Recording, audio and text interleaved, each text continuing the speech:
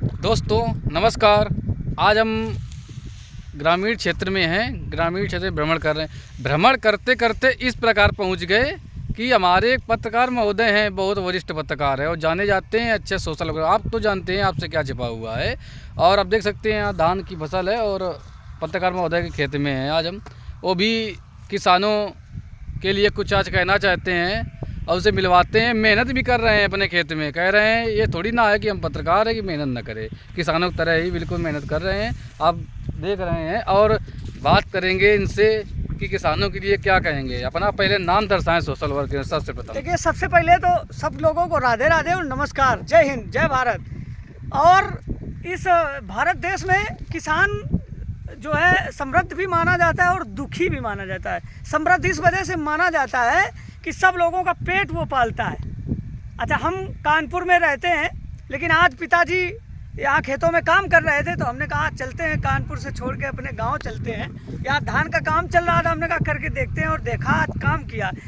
ये महसूस हुआ, पिताजी के द्वारा भी बताया गया और ग्रामीणों से बात करने पर यह बताया गया कि किसान सबसे ज़्यादा दुखी है। दुखी इस वजह से है कि जब यूरिया का टाइम था तब यूरिया मिली नहीं, मिली तो बहुत महंगी मिली। इसके बाद डीएपी के लिए लाइन लगाना पड़ा। खैर, सारे काम कर दिए गए, लेकिन आज ये धान कटी पड़ी थी, बारिश हो गई, प्रकृति की बीमार पड़ी। उसके बाद भी किसानों ने सारा कुछ दर्द भुला करके इस फसल को तैयार किया। फसल को तैयार करने के बाद जब इस फसल को काटा और अब बोरे में भरा, बोरे में भरने के बाद दोस्तों सबसे एक बहुत अहम जानकारी आपको देखते हैं किसानों के विषय की, क्योंकि किसान सबसे ज़्यादा दुखी है। आज मैंने ये अनुभव किया, मेहनत भी अपार करता है लेकिन उसको वो चीज़ नहीं मिलती है जो उसको चाहिए एक समृद्ध बनने के लिए। क्या चाहिए बताते हैं आपको कि एमएसपी रेट 2300 रुपये बताई जा रही है, लेकिन यहाँ इस धरातल में मैंने 50 किसानों को मैं इनसे कहूँगा कि देखिए यहाँ चारों तरफ काम चल रहा है, धान का काम चल रहा है। और सबसे मैंने ये पूछा कि आपको एमएसपी रेट मिल रहा है?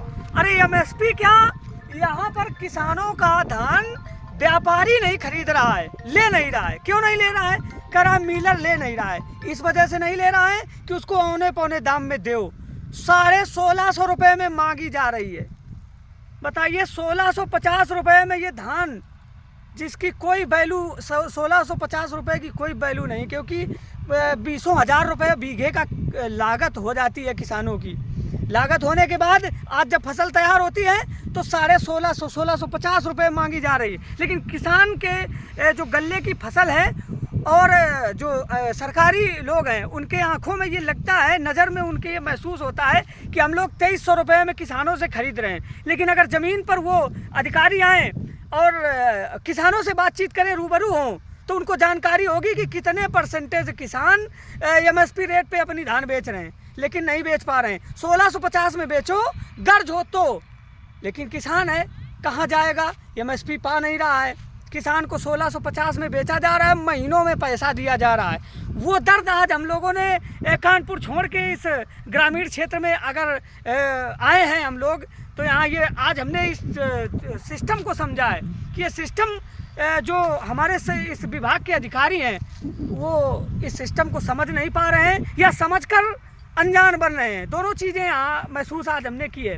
किसानों ने रो रो कर अपनी व्यथा हमको सुनाई है कि पत्रकार साहब कि ऐसी दशा है कि इस धान को कोई लेने के लिए तैयार नहीं है, क्योंकि एक यूनियन बनाए हुए है।